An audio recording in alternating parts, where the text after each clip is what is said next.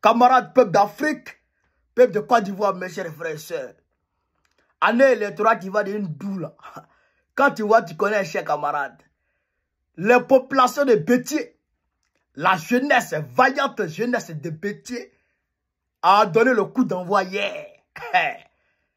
Les Molotov ont plu sur la gendarmerie de Bétier, chers camarades d'Afrique, dans la région d'Abengourou. Frère, non, je vais vous laisser déjà regarder les vidéos et puis je vais commenter tout en vous donnant les dernières informations. On est parti chez Grand Pédafrique. Hey, ils ont brûlé la gendarmerie. C'est quoi ça là? Yoromani. Yoromani. Eh Dieu.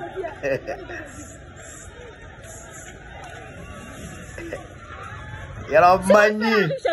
J'ai Grand Pédafrique. Oh. Voilà. Donc, chers camarades d'Afrique, vous avez vu la vidéo. Ce n'est pas un montage, ce n'est pas du fait de l'intelligence artificielle. Ça s'est passé réellement hier à Bétier, aux environs de midi 13h. Qu'est-ce qui s'est passé? On va vous expliquer les choses, chers camarades d'Afrique. En réalité,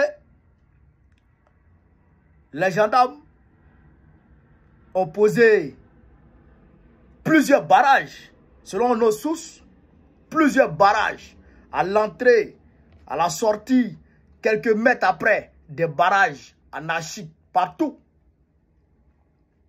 Alors, les jeunes se sentant agacés dans leur propre pays, dans leur propre région, de surcroît dans leur propre village, ont demandé à la gendarmerie de lever les barrages et de cesser les raquettes. Ils ont plaint auprès du commissariat, dans un premier temps. Le commissariat n'a pas réagi. Ils ont fait monter le dossier.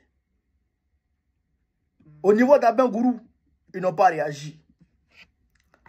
Ils ont tout fait. Personne ne les vient en aide. Et comme ils sont agacés, leur mouvement, leur liberté de mouvement, on va dire, est restreinte. Alors, ils ont pris leur responsabilité. Ils ont pris les choses en main et ils ont engagé une confrontation avec la gendarmerie. Il y a un jeune qui est tombé malheureusement. Nous nous inclinons devant son âme. Nous prions Dieu pour le repos de son âme. Nous prions Dieu qu'il le recueille dans son paradis céleste parce que c'est un martyr. C'est un combattant qui est tombé. Mais les jeunes de leur côté avaient pris, je dirais, en otage un gendarme. En tout cas, chers camarades, ce n'était pas Dieu. Ce n'était pas facile. C'était une altercation sans nul autre pareil dans la région d'Abengourou. Ça, c'est chez Patrick Hachi. C'est chez Patrick Hachi. Il faut dire que les raquettes font partie des moyens illégaux de remplissage des caisses de l'État. Je vous explique. Les raquettes, là, c'est depuis là-haut, depuis Draban lui-même, que les raquettes se font. Est-ce que vous comprenez ça? Les policiers que vous voyez, les gens que vous voyez sur la route, là, sur les barrages en train de raqueter les gens, c'est Draman lui-même, là, qui leur demande ça. Le soir, là, Draman lui-même, là, il a son giton, il a son quota. Le commissaire a son quota. En haut du commissaire, lui, a son quota. Apollo a son quota. Draman lui-même, il a son quota. Si tu n'en vas pas pour Draman, il va te limoger. Est-ce que vous comprenez? Mais vous ne voyez pas comment pullulent les radars en Côte d'Ivoire? Vous ne voyez pas comment les radars sont en train de se déverser partout. Ils sont en train de déverser les radars partout en Côte d'Ivoire.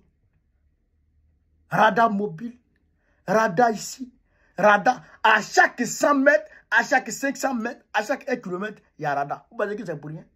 C'est pour vous raqueter. Les ponts à péage, Rocket n'a pas construit. C'est dans mes ponts à péage dessus. Vous pensez que c'est pourquoi? Tout ça, c'est pour raqueter. Tout ça, ça participe aux raquettes. Donc, Bétier, l'argent qu'on vous prélevez chaque jour, l'argent qu'on vous prenez chaque jour, là, ça partait dans la poche de Draman. Donc, le fait que Béthié s'est levé, la jeunesse de Béthié s'est levée